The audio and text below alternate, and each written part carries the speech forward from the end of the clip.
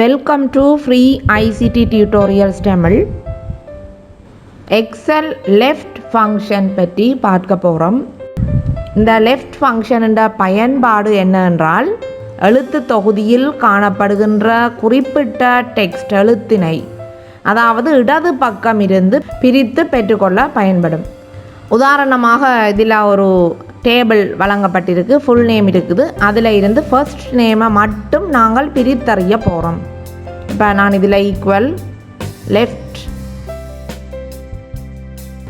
இந்த லெஃப்ட் என்ற ஃபங்க்ஷனுக்கு உள்ளே வர வேண்டியது டெக்ஸ்ட் வர வேணும். அதாவது எந்த டெக்ஸ்ட்டுக்குள்ளே நாங்கள் பிரித்தெடுக்க போகிறோம் இடது பக்கம் இருந்து குறிப்பிட்ட எழுத்துக்களை மாத்திரம்.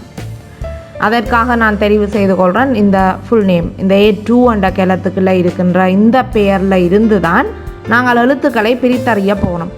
அடுத்ததாக நம்பர் ஆஃப் கேரக்டர்ஸ், எத்தனை எழுத்துக்களை நாங்கள் பிரித்தறிய போகிறோம். இதில் நாங்கள் பிரித்தறிய போகிறது இந்த ஸ்பேஸ், இடைவெளி மட்டும் வரக்கூடிய எழுத்துக்களை நாங்கள் பிரித்தறிய போகிறோம்.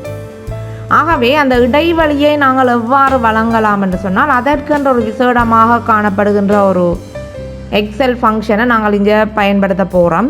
அதனுடைய பெயர் சர்ச். சர்ச் என்ற ஃபங்க்ஷனை நாங்கள் ஸ்டார்ட் பண்ணின உடனே அதுண்ட 3 விடயங்கள் இதில் காட்டப்பட்டிருக்கு.